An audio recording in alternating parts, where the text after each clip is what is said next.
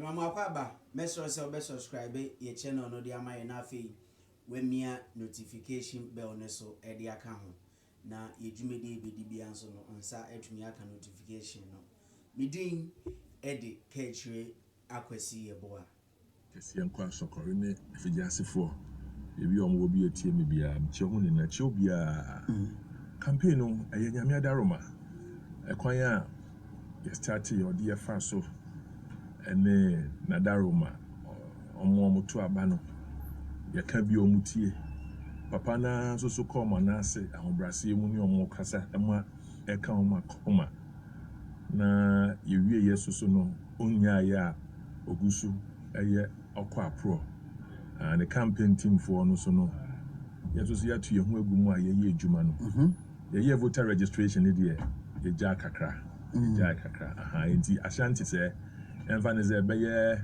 na be ye dunie ye ja campaign enti enra ena Ashanti DMB campaign is back. Ashanti DMB campaign is back. Enra, we are back. And the NAS is starting non-stop up to 4th November. Yeah. Mosha say na kwa kopim November 4th. Exactly. Munya ibiu. Wow. Yeah. Ada I dey am because as a my engagement mako Dr. Nankasa ba menim say we no mu chemu mienu must all the 46 consuls in the region. Why again? Okay. The first one no two phases. Papa no Asante to Abama no kasiye ewo August 26 no. Na opese ye den nasiye echo. So the first one was a meeting with the constituency executives or you call Obia constituency. There were two teams. Echo Obia constituency. It's your coordinators, assembly members, any constituency executives ne kushia. This time around no your polling station executives per and Ekoshia. Maybe with the constituency executives now on Beba Hon. But your focus here, polling station executives. Yamusia de Omonase Ekoma Homo. And then we are also going to campaign on why I was Ashanti region, Yetimide voter as soon the Cassia Mwampa Edima Apanubio. Na Sena Yedi can call ye na ye caught two Abama no.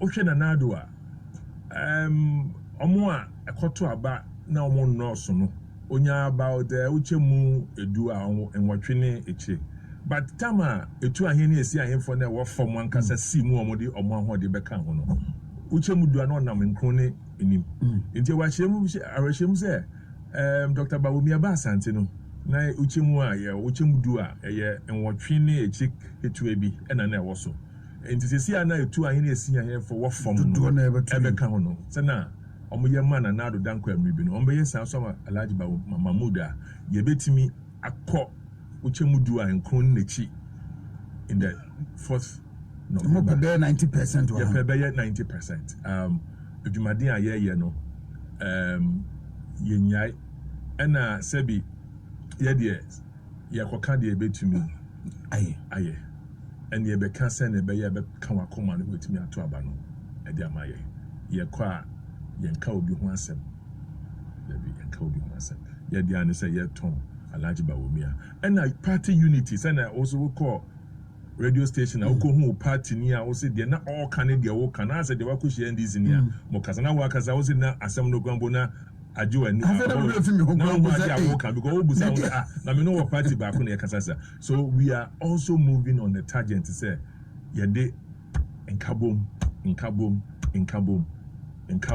ebeba nti ransa ye koyi de of course ye nim de esi e wo Ken ye nim de esi wo Alan nti we are ye ko say ye ne omo na wo omo chi no ebe kasa se na be ya party ni mu be ye omo de se na be ye omo betina party ni se na omo hu se eye kabi mami kabi ye ko election na enye sebi atem didie enye sebi se o koka ensem ama onu yakọ na be December election next year the obeka bia otia record no asanso de abetia obeba odebeba bebo obeba amawo eno nti no yem koka enkofatuo enkoma NDC form beto to mo MPP debi so ye kone support base in na hasa empu no mo sesa o ma you no beto abama Dr. Bawumia, you say you are coercing people. More shanko for more tieska mumna or more declaration, mamo, more support to money at the day, but en ya omupim. Declarations say almost support to a large public. Yeah. If you are him, me sure so be coerced, and then you party where you be a nam ne kwansi. Obi to me, a chair was a Kotuma way. Obi to me, you be as a Kotuma way. But you see, here about Sebi and Yemi Presby, some and I'm also in a make has say this is party politics.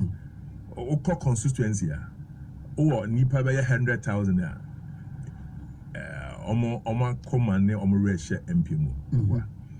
Enti most likely say baby a omo dofo MP one. Ho na executives bejina. Ho na the coordinators bejina. Ho na the executives police state executives do no ho no bejina. Almost so a omo njina ho no na ye kasa. Enye nhye.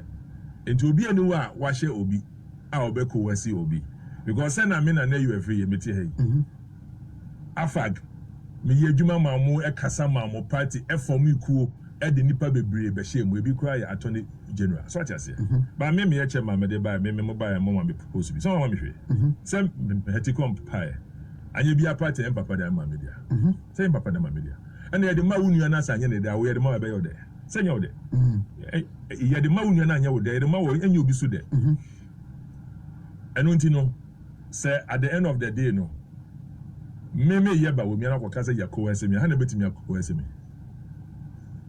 say me ye MP na me nim party no de betimi ade yakoye ni na okwaka say Dr. UFE yakowese me na me betimi yakowese me onye na oni bi etimi yakowese me enye ye enti that thing no metia e na me so say na me so me nhye obi so no say na ye nhye me so no obi so me ntimi kwahye obi so wo me constituency na mo me de kasa and then on back hasa so ati ase na akoma pemu no edo na ode ma me no se mpu no bebi a me wo no mpa na ode ni vote abe iti Bawumia is not doing that obi ani sa adaje no kra se obi a wo ye wo Bawumia ho na obi a hwete obi a kone region oye na ejuma obi a ye ejuma Bawumia ne kakra bi na nam obi a ye na ejuma nti ye dey believe in hard work and the empatem did so papa nan camp sound no on patem did so also we don't insult anybody yeah and that's what we are doing akwanyana ye betumi enya vote a ehum ebeye won and Asante so na de neko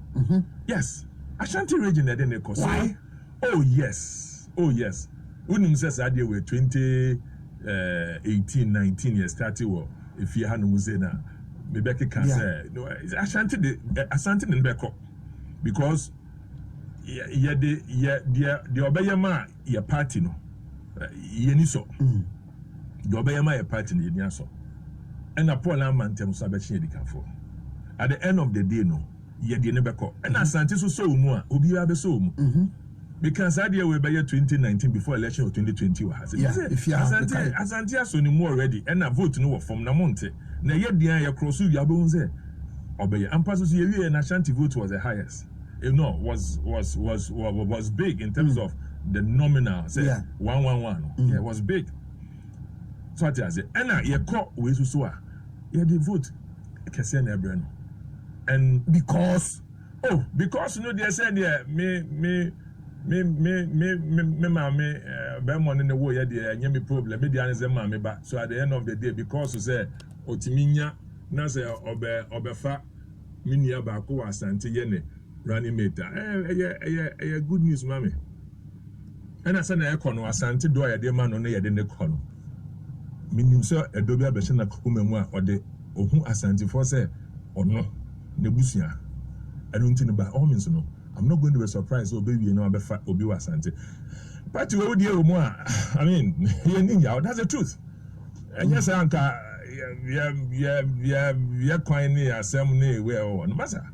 So what you say? Do vote a different Asante the party, but that do one is not reflecting in their roles in terms of development. Their constituencies be real, but you do point to be a nearby roles who near be a ya and their doors, but you near sense about